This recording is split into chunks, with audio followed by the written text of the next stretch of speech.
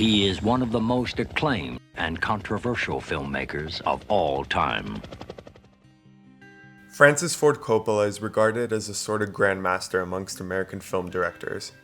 Along his decorated mantelpiece, you will find what many cinephiles, including modern Hollywood's most celebrated directors, consider their pick for top cinematic achievements. Apocalypse Now is set to the backdrop of the Vietnam War.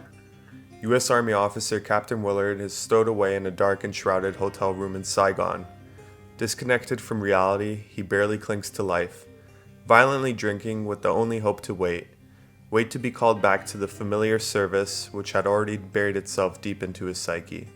His desperation is answered when he's summoned to a top-secret assignment to journey downriver towards Cambodia, where at the end he'll find U.S. Army Special Forces Colonel Kurtz, who by going rogue has become a sort of demigod under the worship of various militia groups. Willard is ordered to terminate Kurtz's command with extreme prejudice. What follows is a kind of psychedelic plunge into the deep jungle and the exploration of the darker depths within the human condition. Apocalypse Now had a notoriously difficult production, which we see an honest glimpse of in the documentary film titled Heart of Darkness. Whilst being insightful to the bizarre logistics of filmmaking itself, the documentary becomes more profound when you see the director's ambitions mirroring the unsound methods of his own characters, and how they're justified. Coppola's insane grand vision for the film tested cast and crew, constantly facing logistic and budget constraints. Coppola was needing to maneuver every river bend in the production, down to the narrative conclusion of what happens at the end of the river when Willard confronts Kurtz. It's quite possible that, like Kurtz, Coppola began to have no method at all, as he was just dead set on finishing what he had set out to do.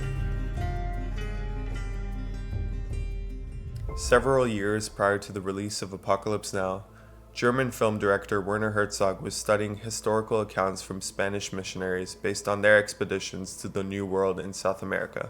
A vision for a story began brewing in his mind, and after 9 months of pre-production planning, Herzog finally led a film crew on a grueling 5-week shoot, descending the Peruvian mountains and then spilling out into the Amazon River tributaries to make one of his masterpieces, Aguirre, The Wrath of God. There came a rare endeavor from a creative visionary, whose own aspirations directly paralleled the existential futility for the quest of glory he himself was capturing in the fictitious story. The story of Aguirre follows Spanish conquistador Lope de Aguirre, played by the infamous Klaus Kinski, as he leads a doomed expedition in conquest of the City of Gold, the mythical El Dorado. You immediately notice the similarities between Apocalypse Now and Aguirre, with their dense jungle settings and concepts dealing in man's ambitions closing on insanity. Apocalypse Now takes on more classic narrative structures and tropes, however. Many label it as anti-war, but ultimately it does rely on devices we typically associate with when watching other war films. For example, there are helicopters in nearly every frame of the film, which create a definite believability to the setting. But their overabundance takes up screen time, and they are limited to their basic functions of transport and artillery. Shall we dance? Yes, the Ride of the Valkyries sequence is memorable, especially alongside the grand, seemingly heroic score playing over the destruction of innocent villagers, but that does not make it profound.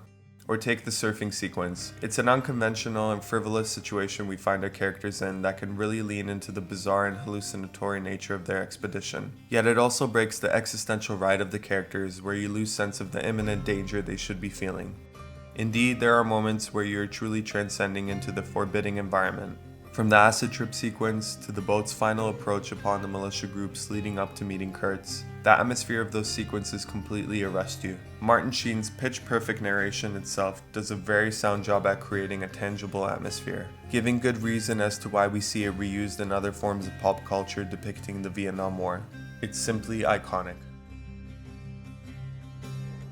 Aguirre, The Wrath of God is every much as epic as Coppola's film. Yet, what I believe makes it a far superior cinematic experience is how purely and stripped down it presents itself. Herzog is known for making some of the most critically acclaimed documentaries of his time, and he took a similar approach while making Aguirre. His experimental yet minimalist choices created a documentary-style realism that puts the audience into a hauntingly immersive experience.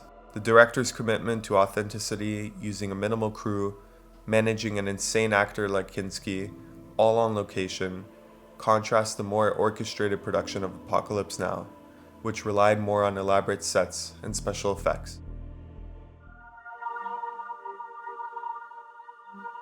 The choice to play Popol Vuh's ethereal score over the image of hundreds of figures descending the clouds that shroud the Peruvian mountains into the jungle abyss is one of the most striking images in cinematic history. It stays etched in our minds forever as it encapsulates the film's core into this single opening shot. Actor Klaus Kinski portrays the obsessed and increasingly unhinged Aguirre, who slowly reveals himself to the audience. With minimal dialogue at first, he creeps into your radar while you begin to take note of his cunning and manipulative tactics. Despite how violent and conniving this character is, the audience manages to be enraptured by his conviction. And in the moment you begin to believe in his success, the film subverts audiences' expectations and abruptly ends on a final shot that perfectly bookends this relentless yet meditative experience. For me, the conclusion to Apocalypse Now is exactly what prevents me from having an entirely fulfilling experience. By Coppola's own admission, he didn't plan a conclusive ending for this film. The character of Colonel Kurtz casts a massive shadow over the majority of the film. His decorations and reputation supersede him, but then the long-awaited confrontation between Willard and Kurtz is summed up in a couple of dialogue sequences stitched together that remain inconclusive. And Kurtz's philosophical monologues on the horrors of war are too enigmatic and pretentious, proving in no real catharsis. Aguirre, with less dialogue, takes its time, meditating more on its themes around colonialism, greed, and the destructive nature of ambition, which feels more poignant and focused compared to the broader perspective Apocalypse Now portrays of anti-war and anti-imperialism. In its raw portrayal of human obsession, Aguirre, the Wrath of God, creates an unparalleled sense of immersion and existential dread. I often find myself thinking back to that powerful first experience of watching Aguirre, eager to recommend it to anyone interested in broadening their watch list with the hope that they can relish in its greatness too, and learn from recognizing its influence on more widely discussed films as Ford Coppola's Apocalypse Now.